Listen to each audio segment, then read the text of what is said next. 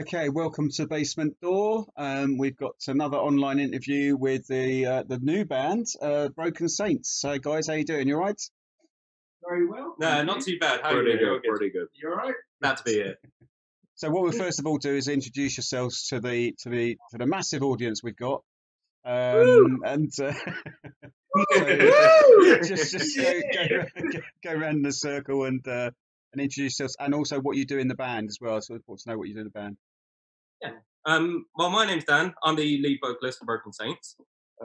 I'm Callum. I play guitar for the Broken Saints. Hello, I'm Alfie, and I play the bass. Oh, Yeah, well, You forgot what you played, mate. Yeah, we're missing one. we are of missing. those. We are a man down today. We are a man down. And your sadly. man is who? Ollie. He's our drummer. Ollie. Okay, cool. So how did Broken Saints come about? So I know that I've seen like Alfie in a couple of things now. So how did Broken Saints come about, and when did it come about? Was it like lockdown stuff? Well, I've known Callum for years, and we've always been into our music. We're at the same school. We went to Hounslow together, school of Hounslow, and we sort of just got together one day, and just started writing some songs. just out of the blue. Yeah, we started writing some songs, get some songs recorded, do bits and pieces like that, and then I met Alfie through Callum. Yeah, I've known Callum since I was born. And when these guys were like originally doing their music, they met this guy called Jamie who produces most of our stuff. Yeah. And at the time, he was actually tutoring me for bass.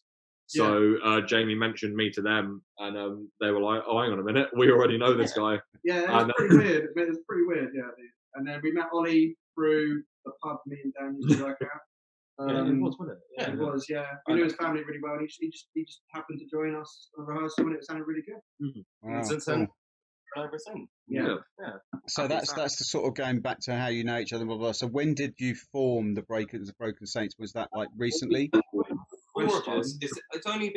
Sadly, it's only been this last year with the whole COVID thing, which is really annoying because we haven't actually been able to play live yet and that sort of stuff. We did some really we were a thing originally. We were a band under a different name. Yeah. But this was before any of us really committed to it. And then like this past sort of year, we all really sat down and we were like, okay, this is something we want to do. And we came up with the name Broken Saints through one of our songs that we'd had written.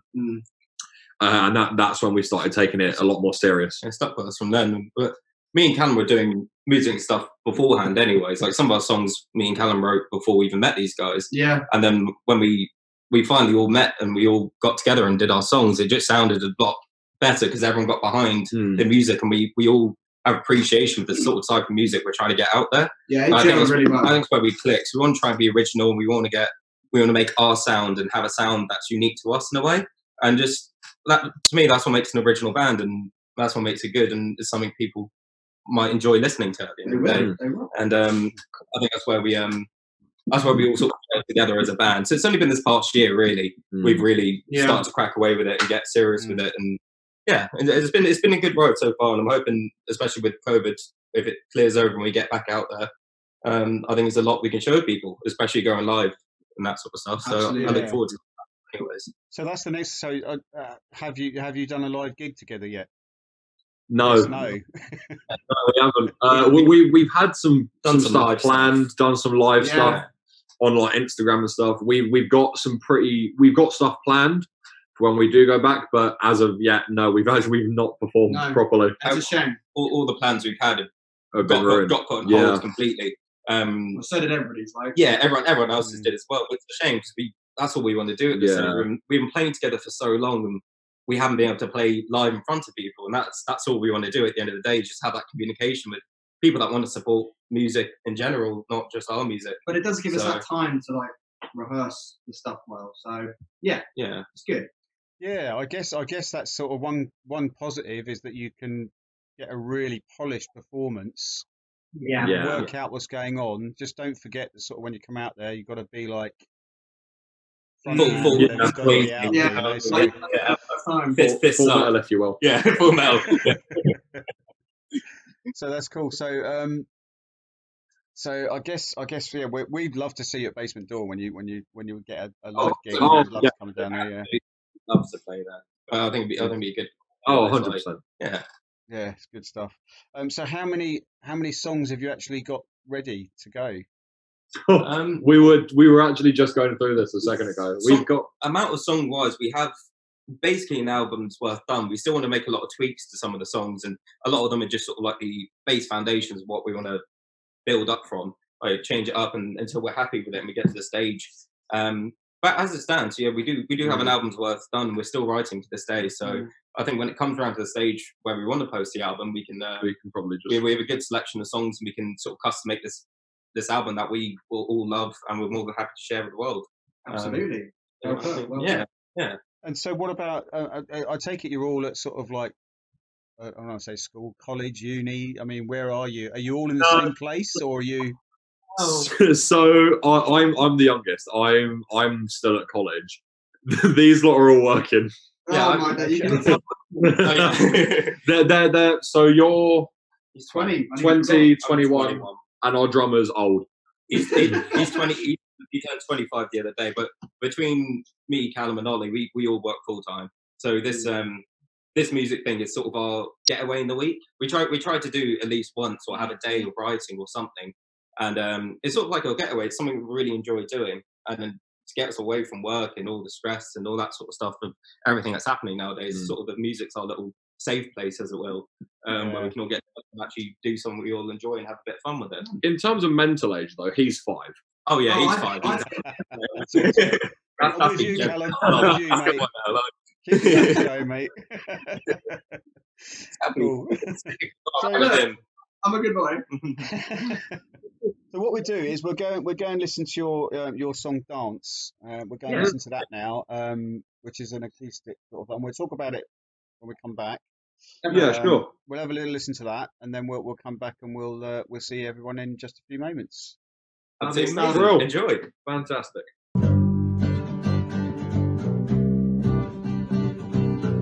Watch me dance real slow. Watch me dance until the night is gone.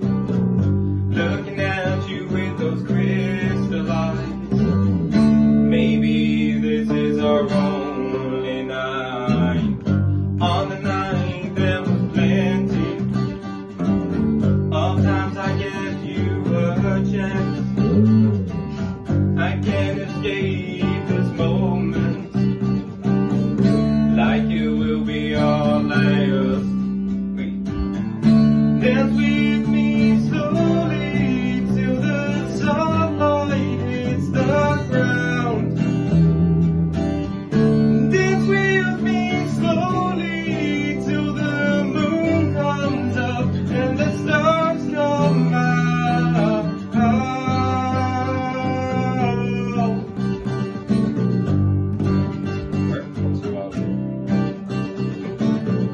I'm sorry I left you. Now I'm here, rush to get around.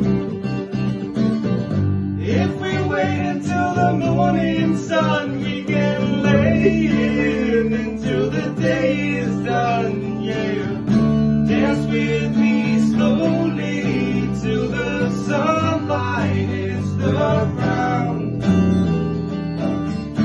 Dance with me slowly till the moon comes up and the stars come out.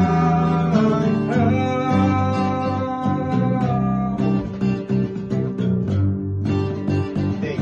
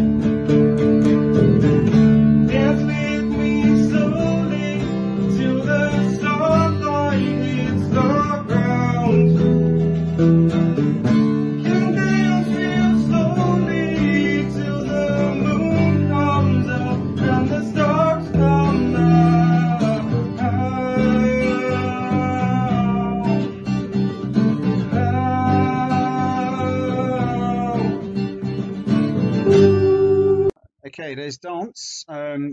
Nice. Can you tell us a little bit about dance, like who wrote it and what's anything meaning behind it, or Did write it. Yeah, just a good tune? Well, the way we tend to write our songs, I know with dance anyways, Callum comes up with the guitar parts, a little riff behind it. It starts off like that. Starts off small, man. Starts real small. Yeah, and he shows it to me, and then we sit down and we have a session together. We probably spends a day doing it. I start putting lyrics down, and we sort of develop it from there. So it sort of starts as nothing, and then as we start recording it and seeing what it sounds like, bass and drums, we start adding everything together. It sort of evolves into something completely different. But dance, I like dance personally because it's quite a funky, upbeat one, which is I like having a bit of like variation. It's very different to the rest of our stuff, but it still fits in a way. Yeah, nice and easy, but has good groove to it. Yeah. It's not really dance, sure. dance. It's danceable. Yeah. You can hear that. Yeah. Must have been a night out or something. It was one of the earlier ones I think we did. We wrote that as probably like our third or fourth song in. So it was an early one we did, but it sort of stuck with us. We absolutely love it. Yeah. So, and it's sort of evolved a lot over this past year, especially with us having a bit of time to work on everything. It's it's a great song. So looking at that, then, what would you describe your key genre, or are you notching a new one out for yourselves? We are. I'd say we're sort of a mix between. With most of our stuff, we're sort of in between rock and roll and sort of the more modern indie rocky kind of stuff. It depends sort of which angle we take with, because each song kind of leans. Depends on the song, really. Yeah, they all lean on like one or two sides of that sort of spectrum. I quite like the thought of an album where not all our songs are the same sort of like song type, genre. Yeah. And I like a good mix where you can pick a song and depending on how you feel or something like that. If you want a bit upbeat, it's dance and that sort of stuff, and we have the harder songs, which like we'll talk about later, Full Metal Thunder we'll do later. That's a bit more of the rock and rolly side and a bit more upbeat. So it depends what you fancy, but I like the idea of just having a variety of sounds and styles that we can sort of work with, that we can sort of play with as well. I think it makes interesting songs. Yeah, I think it makes an interesting band as well. I think it really does. If you can actually, people sort of go like, oh, that's quite different, and they can hear something a little bit different, but they recognise it as you. So that's the key to a good band, I think, is doing that. So people can sort of like choose the songs they like, but same band, and they can feel the same sound. So that's quite cool. It helps that all four of us kind of like the same but different kinds of music. I'm more into the sort of newer kind of indie rock sort of stuff. Dan likes a bit of old classic. I'm an old school rock and boy, rock and roll kid. I'm classic as well, man. Yeah, and then our drummer is about as not. I don't know if to say emo, but he's sort of the heavier side. He likes the heavy stuff. He loves his heavy rock, and he likes the sort of darker side of rock and roll and that sort of stuff. He's the whole reason all of our songs have double pedal drums. It's just because that is his sort of style. Yeah. But I've got to set up double pedals when you come down to the basement door. You're gonna love it. But I think it just adds a bit more of a filling sound to it, because then he sort of plays to the sound of our music anyways, but he adds his own style and own twist to it, which I appreciate, because at the end of the day, he's having. I mean, we're all bringing our own styles in. Yeah, it all just gels nicely. Yeah, and then especially when we're flinging ideas around the room with what to do, everyone has a different input and way we can do it. So I think we can have a play around with all the sort of different genres and what we think and what our inputs are, make something really nice and cool that we enjoy and enjoy as well. Yeah. So good. Do you know where the term rock and roll comes from? Do you know what that means? Rock and roll. What a great question. That is an amazing question. Wow. To be honest, I couldn't tell. I think you would have the. I'm not about the dark there. Oh, is it because of? I'm going to be so wrong here. I'm going to get absolutely. This is a good bit. Is it just to do with drums? No. All right, fine. So, rock and roll is a black slang term for sex. Rock is and it? Roll. Oh, yeah. Oh wow! I did not know that. Rocking and rolling, baby. Oh, that's Please, I love rock and roll. So there you go. I genuinely want to slap I didn't know that. For that. I didn't know that. You learn something new every day, don't you? I don't think people ask the question. Rock and roll is a sound, and that's what it's attached to. But that's where it sort of came from. Yeah. How does it translate to like rock and roll, like as we know it? Well, obviously, it's sort of like a lot of the black music. That's where rock and roll came from. You know, all your great people that were doing stuff. Absolutely. And then that was what they termed sort of rock and roll, like, you know, sex and whatever. And then it just came out of that. So it was, yeah. Hey, That's cool. Yeah. I don't know. But I've grown up. I'm an old school rock and roll kid. My dad absolutely loves, like, my favorite band's Thin Lizzy, and I love Rory Gallagher. We're an Irish bunch. We are. So we love the old AC/DC, Led Zeppelin, all that sort of stuff. That's right up my alley. That's So what did you think? What did you think then, Dan, of Thin Lizzy Jailbreak with Emerald? What did you think of Emerald? That's one of my favorite songs. I absolutely love it. Absolutely love it. Like Thin Lizzy. It is a banger. I like some of the older stuff as well that not more people was heard of, you know, like Johnny Fox and that sort of stuff. Absolutely amazing album, the whole lot of it. But it's absolutely gorgeous song. It's one of those songs that I feel like if you haven't heard, definitely go give it a listen because you won't be disappointed. Yeah, it's definitely. It's a long track, 12 minutes, but it's good. It's solos at the end, man. It's one of the magical tracks though. That you just don't. I could listen to it non-stop. I really could. Every time you hear it, it sort of like brings you back to the first time you heard it. It's absolutely amazing. Yeah, I agree. It's one of them. Unreal. Good old Phil. Good bless Phil Leonard. Yeah. That's good. So yeah, we'll look forward to seeing you live. It's going to be interesting. I remember when you were saying about the double pedal, we had a band called Vendetta years ago. I think they were one of the first bands that came down with a double pedal, and the drummer was like fantastic, and it was like it's great to hear double pedals going. I've seen it a few times since, but not many people do double pedal. But it just gives that extra, just chucks that extra beat in there. You know, it's like. It's an extra sound. It sounds fuller, you know. Yeah, it adds a little bit more depth to your face. If you need to go harder, you can. Step Good, man. So so we'll have a little sideline now about sort of have you got any hobbies, like apart from obviously if some of you guys are working, you're at college, Alfie, is there any sort of other hobbies that you've got, like so? Go on then. Do I do anything else? We do literally consume our time with just music. Music now. It really is music. It's like, I play football on Mondays. He plays football on Mondays. I'm a rugby. I'm rugby as well. Yeah, I like my rugby. You don't play it. Okay. I used to for years. You should. I haven't got time for it now. Yeah, like we all have our little things here and there, but like genuinely, most of our time is taken up just by like messing around. Dude, I go home. That's a serious hobby. Yeah, exactly. He literally comes from work and in his spare time he'd just sit in his back shed. I just sit there for hours, make songs, solos, make new riffs and stuff. Well, you do try.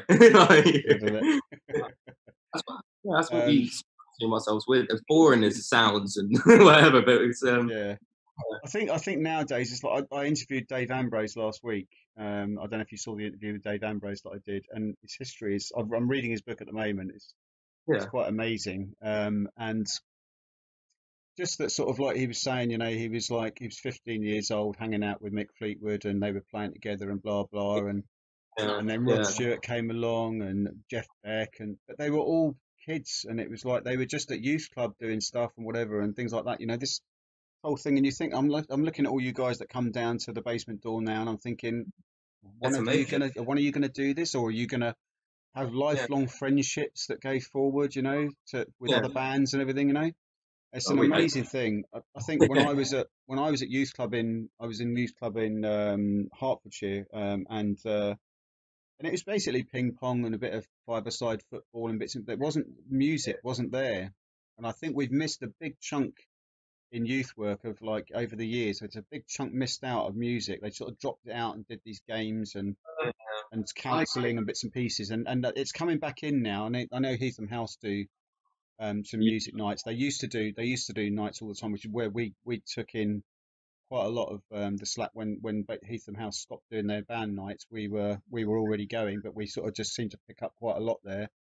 And I think it's great to seeing so many bands. I don't know if you know, we've got over 200 bands on our roster from the Richmond and wider London area. So which is really when you see these new bands, and we keep getting new bands coming along, like yourselves and other bands coming in, and it's just amazing how much talent's out there and how much music is actually starting to run through the veins of society again.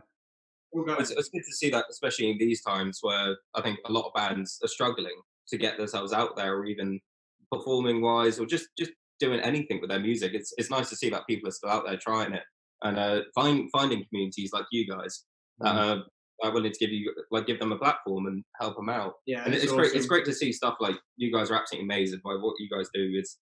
It's great. It's great for bands, just even like us, that just want to get stuff out there. And like, this is cool. Without, this is awesome. Without these sort of platforms, it's insanely how difficult it is. Yeah, to get anything out. Well, I think that's probably where we've been sitting for the last 9 months. Is now people have realised that without the performance, it's like, wow, how do you keep the momentum going? How do you keep your positivity, your creativity flowing through your veins and everything? How do you keep going through this every month, going, we haven't performed a gig and we're missing it? And you thrive off audiences and platforms and getting to know new people and new bands and new music. It's all so linked in.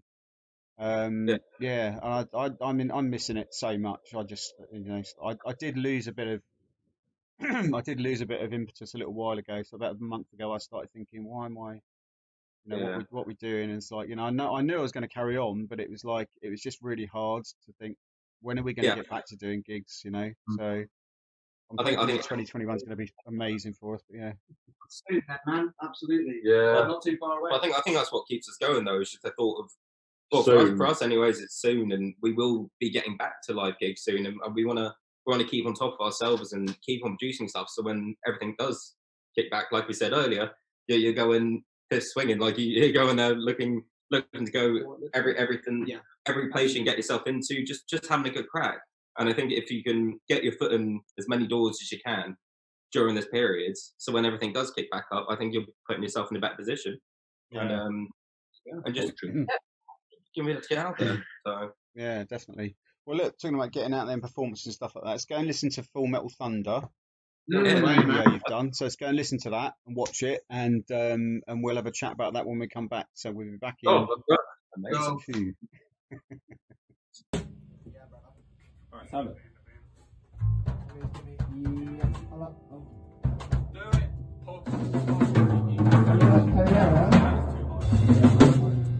I hate these. That's fine. Hello. Ready, boys? Ready.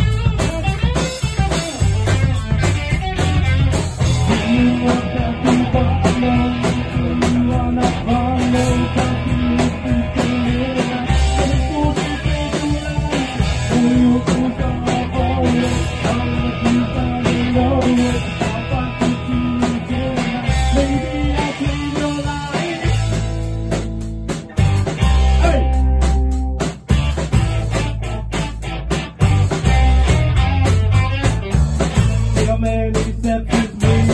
Run through this maze crazy. I laid the path that she find through my own desire.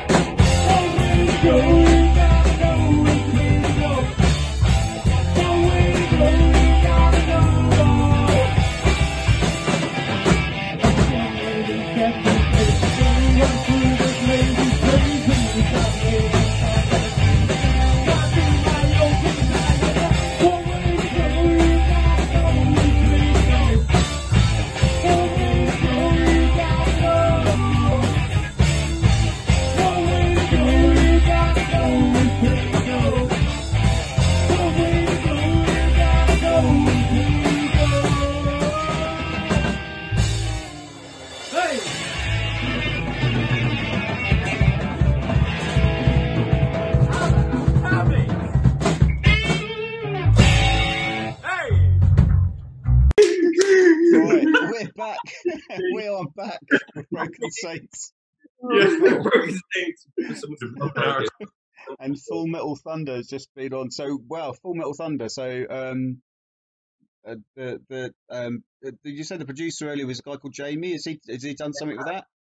He's in a rock and roll band called City of Thieves, and they're quite a massive rock and roll band. They're very heavy sound to them, and he's I've known him for years. I have through my dad and through the line of work he did through the pub business, and he's always, I think, basically from when I was about 13, 14, he started doing some like producing work with me, and he taught me guitar and theory and that sort of stuff, and so I've been doing that for ages. And then Alfie, he taught Alfie bass lines as well. He taught me basically.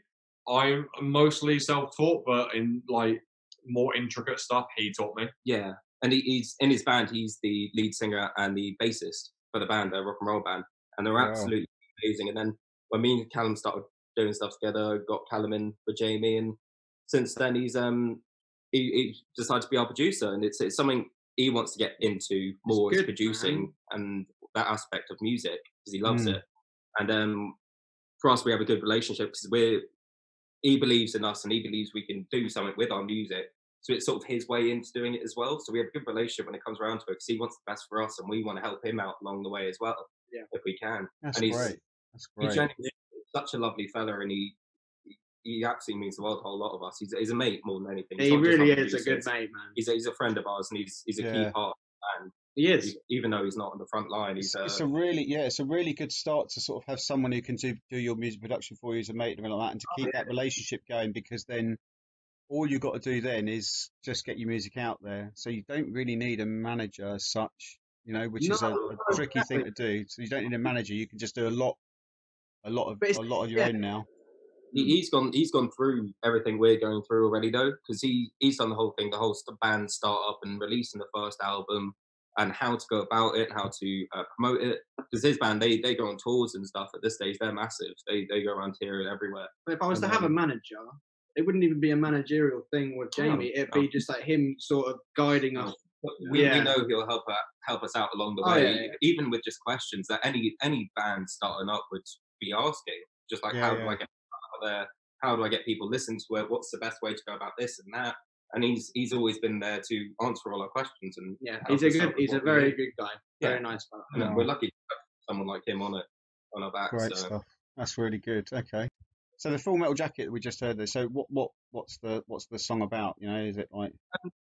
Well, it's all about trying to find a direction that you could take, whether it's life or for us music wise. It's just trying to find your path and what way will sort of guide you to where you want to be in the future at the end of the day, because everyone has their dreams and aspirations and where you want to be in life. And I think one of the songs is all about just trying to get there and finding your own path through everything. Absolutely. And it's a fun, upbeat one, which... Dog! I saw a dog! We were trying to pull it off. We were trying to pull it off so well, we couldn't do it. I'll be back in a Don't second. know about me and dogs, mate. Dogs. It's like, you can't put a dog on the screen and expect me to carry on with a question. It's ridiculous. We'll get a dog in here in a sec. He's going over a week, so... we're in now, we're better. But with the song anyways, it's a very upbeat one. It's personally one of my favourite songs to play, and it's a genre that we quite like. So it's more rock and rolly sense of, like I said earlier, it's sort of my style and the way we go about it. It's weird, man. I don't really know how to explain it. There was no real way of us making it in a day or a week or anything. It was like a long-term thing. It was like a bunch of stuff mashed together. Which, it sounds good. It sounds good, man. It was one of the songs that probably took us a good month or two to properly perfect it, get down, what we wanted the sound of it to be. Yeah. And I think it's one of the better ones that we have, and the way it came out is absolutely amazing. I love it completely. Absolutely. And I think it'd be a great one to play live as well, because it's so upbeat and everyone's just going to be, it's just going to sound good around in the room. Exactly. Yeah. So that's what we like to hear, sort of the upbeat sort of stuff and everything like that. So we worked with Hamwell Hootie quite a bit, and we're now working alongside Ealing Rhythm and Blues as well, because they've got some stuff coming up for us as well. So yeah, there's some great places around you can go and play with some amazing history, and it's like, I think so rock and roll R&B, there's still places that will have a younger band playing stuff like that. We've got a young band called the Hornets who do a lot of 60s sort of like Who and stuff like that as well, that sort of stuff and everything. And they're pretty cool. For young guys, they're pretty cool. Yeah. And they've got a good sound, and the songs they're writing are in a similar genre. So I think when you look at sort of Crawdaddy and which is still going, and Mike, if you're watching, please get well soon. And Alistair over at Ealing Blues and everything. It's like these are places you could sort of fit in and get a young band like yourselves and Hornets and that going down there and sort of taking a stage, and a really appreciative audience. Someone who really likes that sort of stuff. So yeah, I love the stuff like, because I used to go to the Ealing like jazz festival and the Ealing blues festival and that sort of stuff whenever they used to do that. Yeah, man. Obviously it stopped this year because of the whole thing, but I used to go down here with my dad. It used to be one of our sort of highlights of the year, going around. It's a nice community. Everyone just gets together to have a bit of laugh and just enjoy music.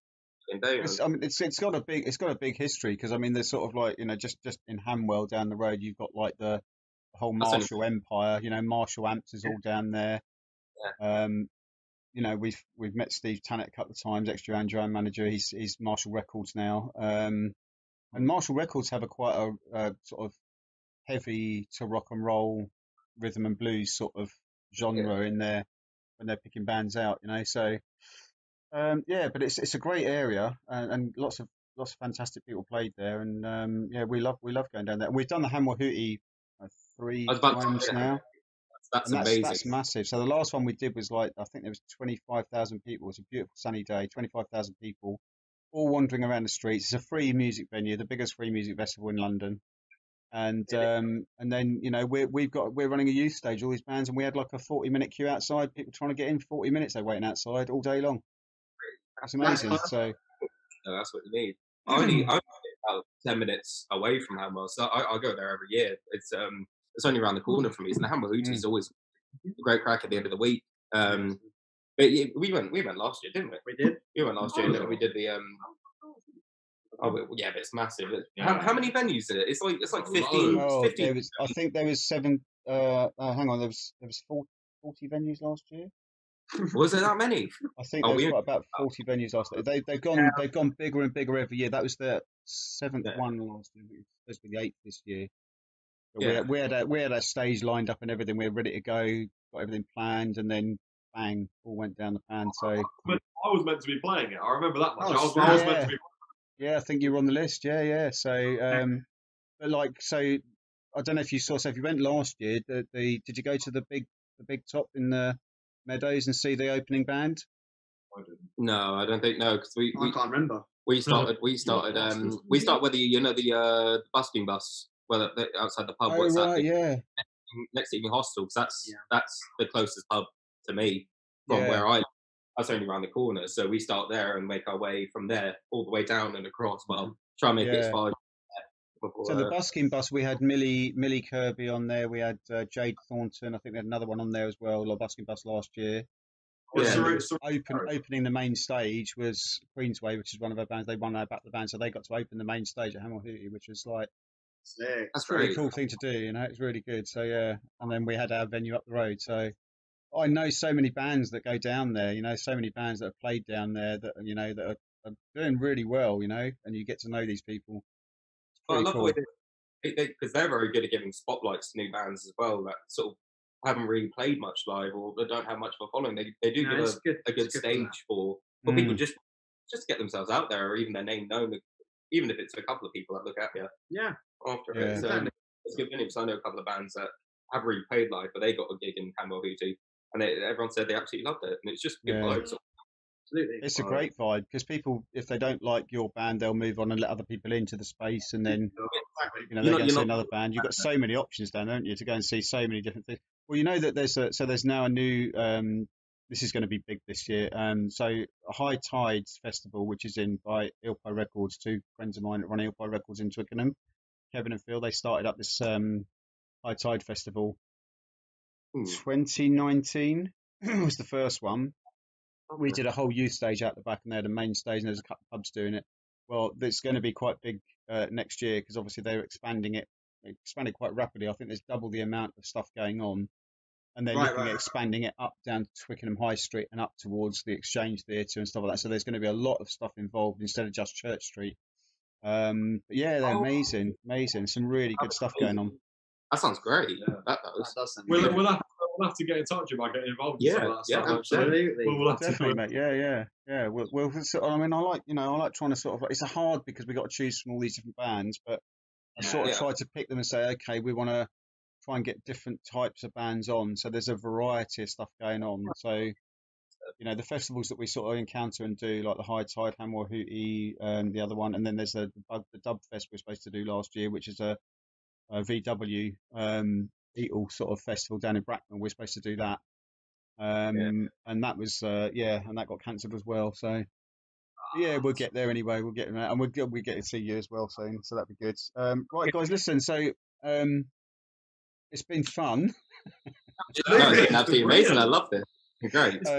We challenge, Mish. Yeah. Well, sorry we couldn't see Ollie, but we'll sort of get to see him hopefully one day soon, and we'll. Definitely.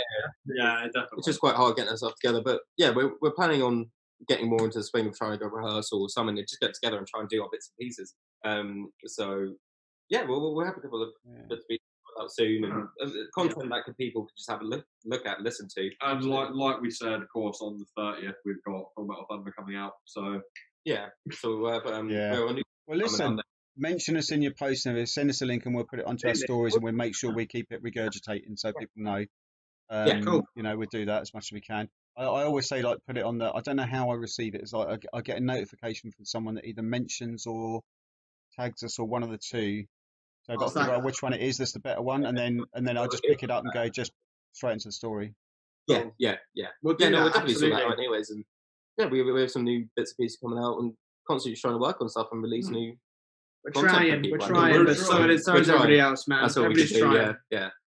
So, I did go to my first gig on Sunday, which was a live gig, which was just 10 people in a room and two of our young people singing, so one after the other, and it was really strange. It was really strange. It was very, very weird, sort of sitting, because I went on my own, and I was sort of sitting on a table all on my own at the back. It's like, and the bar wasn't open when I got there. They opened it at half time, and it was like, I'm thirsty as hell. I just wanted a Coke because I was driving, so I just wanted a Coke or a water or something, you know. But you've got to sit there with your mask. That's just really weird. It's really strange. That is weird, man. That is really weird. Fingers crossed, something is going to be a eureka moment, and stuff will hopefully start going back to happen. normal. And I'm calling it now.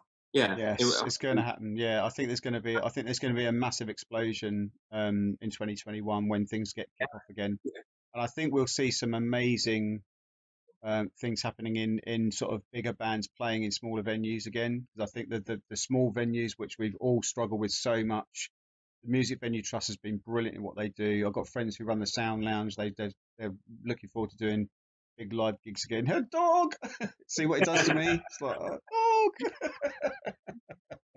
So I thought I'd bring him up. We're getting the most lovable thing on earth. Sorry about that. What's the dog's name? Benji. Benji. Who's that? Benji. Hey, Benji. Hey, Benji. Hello. Right, guys. Thanks very much for doing this. We'll put your links in the bio in the description of the video on YouTube. It'll be out, and then we'll try and invite everyone to watch it and everything like that. And good luck with everything, guys. We hope to see you in the new year, and as soon as we can, and we'll get some gigs going and get you in there involved. All right. All right. Hopefully we get to see you in Thanks, person man. sometime soon. Thank you very much. Cheers. Pleasure. Go and have a drink. Oh, We will. Don't worry. Cheers.